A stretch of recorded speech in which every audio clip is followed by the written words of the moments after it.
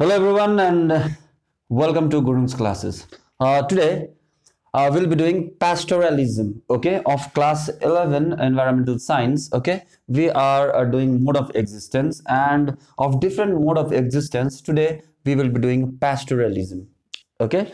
In the previous video we have already done about hunting and gathering society. Now today we are doing pastoralism.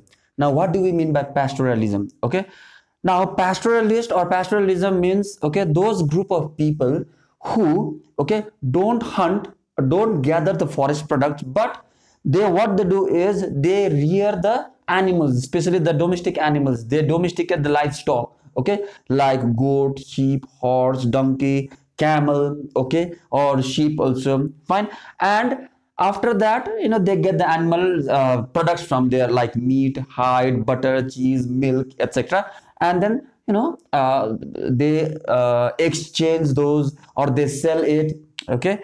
And not they leave their livelihood that way, okay. And they are totally dependent upon those animals only. Why? Is because one thing is, it's because of the geographical area, because they are settled in such a place where the land is not favorable for agriculture.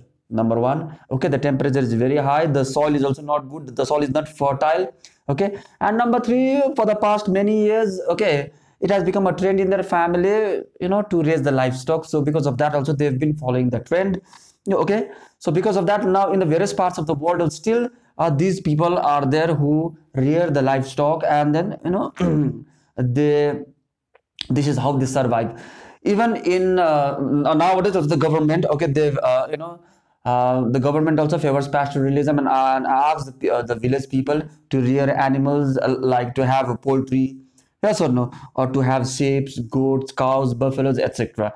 Now is because from their the good products are from their products are obtained, which can be used for various other products.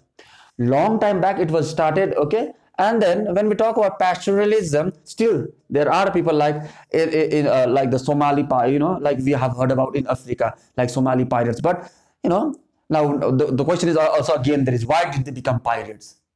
Yes or no? It's because they are forced to become pirates. One of the reason could also be this.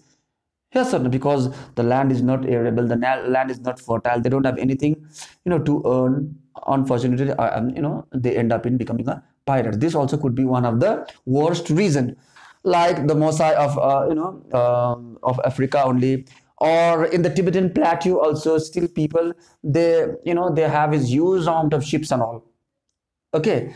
And they even keep his yak also, okay. And even in Pampas also, okay, in Australia and all. So they still they have is the pastoralism or the pastoralist form of lifestyle. Even in India also we have. So in the next video, okay, we'll talk about is the various four modes of existence which is found in India. Now pastoralism basically means raising of livestock. What could be the livestock? Like cattle, yak, sheep, goat, horse, donkey, etc., etc., even camel also. Now the question is why? Now the answer is, when we have these animals, then from their animal product could be obtained, which is very easy, or which helps, those animal products will help to survive easily. For example, milk also will be obtained, meat also can be obtained, fat also can be obtained, oil also can be obtained, animal hides also will be obtained, it can be traded also, okay. So that was why, and then it was very easy also compared to the hunting and gathering. It was easy also, just for them for to rear them. They used to, like nomadic pastoralism is also there, whereby they used to wander from place to place, and they used to take their animals from one place to another place. Animals used to graze there, okay. Once the vegetation of that place is over, or the foraging is over, again they used to move to another place, okay. So such pastoralists are also known as nomadic pastoralists, okay. Now where are they found, or why were they forced to raise livestock? Is because the land was not arable for them, or it was very little arable, okay. So that was why, okay. And then later on we'll come to know what about the impacts upon the ecosystem. Definitely, as they kept on rearing animals, their numbers started growing, and because of that also overgrazing was there, which led to desertification. Okay. Now, why is desertification? We'll come to that also. Is because, you know, animals today also they go and graze, the next day also they graze, the next day also, unless and until you give 3 or 4 days or a good time, for example a week, okay, for the plants to recover, then definitely it will lead to, you know, suppose an animal goes and, you know, grazes a grassland, then the next day also if it is grazed, then the plants will not get enough time to recover. As a result, the plants die. This was also one of the reasons whereby continuous grazing also led to desertification and other impacts upon the ecosystem. Okay, and what they used to do was they used to exchange the hide, meat, wool, okay, cheese, animal products, milk also, and they used to trade also with other societies.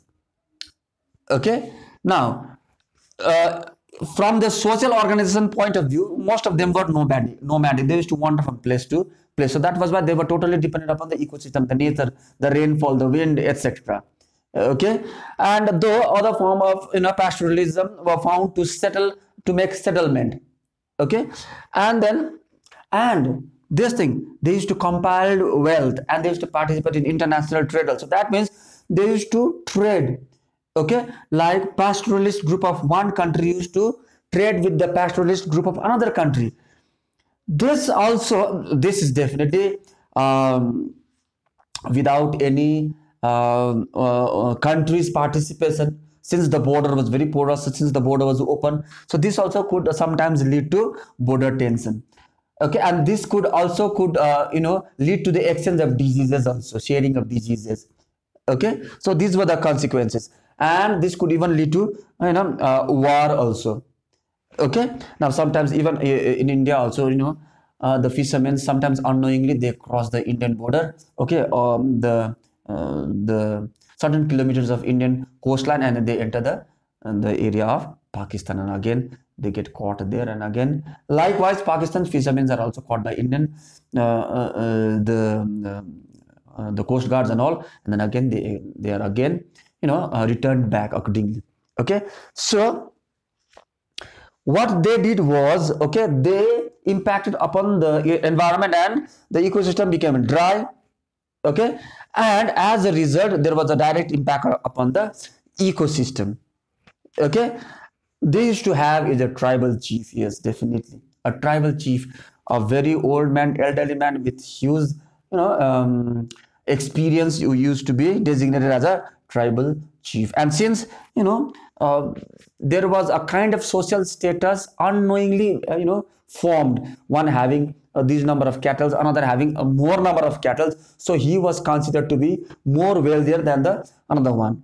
So as a result there was a social status, high and low social status, and normally polygamy was not allowed, but the ones who had more wealth, who could sustain more people, who could raise more people, okay, definitely would marry more females. So the wealthier ones used to prefer polygamy. That was seen. Okay, now consequences of pastoralism was the fertile land was converted into arid land, a barren land.